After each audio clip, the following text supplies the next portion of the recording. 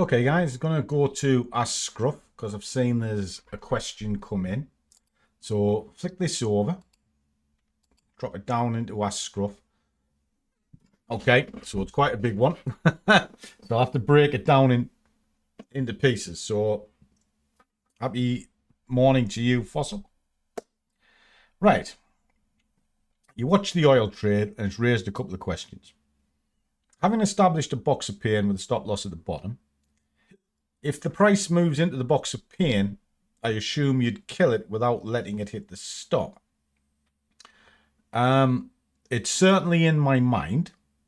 What I have a tendency to start doing is actually ratcheting the stop up behind current candles and see if it'll either take me out or start getting the stop higher up with the intention that the trade is going to be killed off. Do I wait for a 5-minute candle close, or do you kill the trade as soon as it goes in the box of pain? No, like I say, I'll let the candle close and then I ratchet into it. Okay. You said you were happy to let the trade do its thing for a couple hours.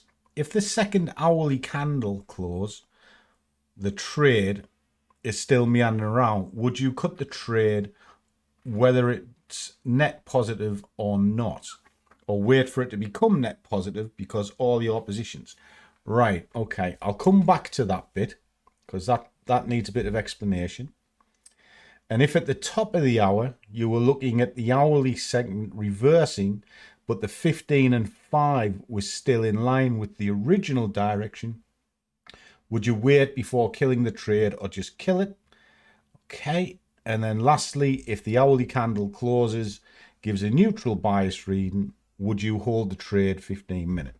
Sorry for the waffle. It's not waffle, and I understand what you're driving at. It's really about, I would say, trade management is the question here. So number 4, if it's a buy at neutral reading, I'll just let it ride out because it hasn't told me it's changed yet.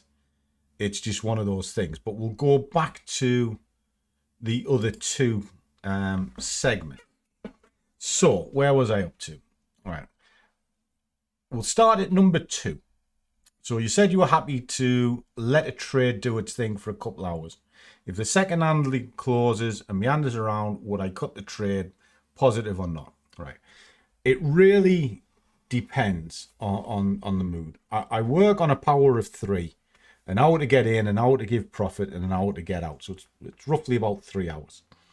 Now, once I've committed to the trade, the only thing I'm looking for is a clear change in sentiment. A clear change. If it's still got most of the elements in play, then I'll let madness sort itself out. Because 1, 2, 3, as long as they're in play and it hasn't triggered 4, I'm happy to ride that into a net positive situation. If it hits 4, then my rule of get out where I got in starts coming into play. Now that also includes net positive. So if I go net positive when I've got 4 in and it's been hanging around for quite a while, I'd probably take the money and then reassess it. I hope that kind of makes sense to a degree. Okay.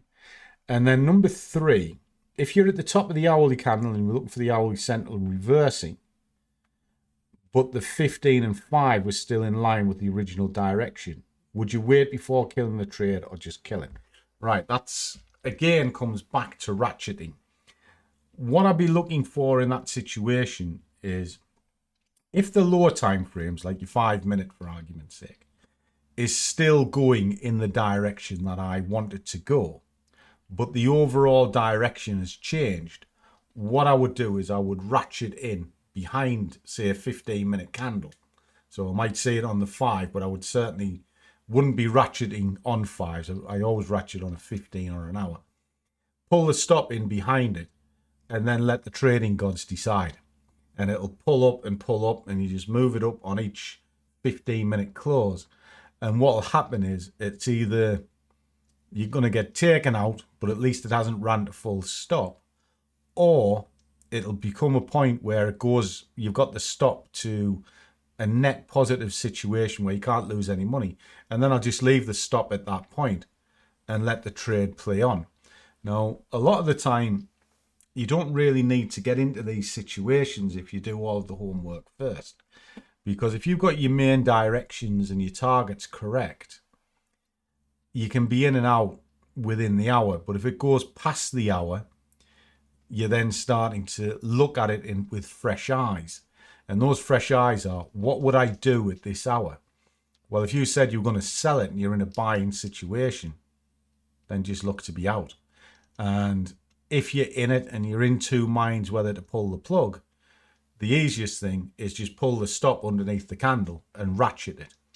Because that way, you've got best of both worlds. You're not killing the trade at a loss, but you are allowing it to fulfill its potential.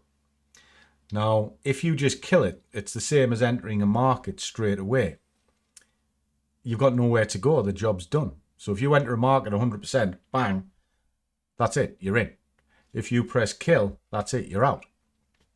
When you're managing trades, you just ratchet, but it's knowing where to ratchet. And for me, it's always either an hourly or a 15-minute. So I hope that helps. But I'll tell you what, on Monday when we do the live Zoom call, bring this up and we'll talk about it as part of trade management. Sounds like a good one. Okay, kid. Catch you soon.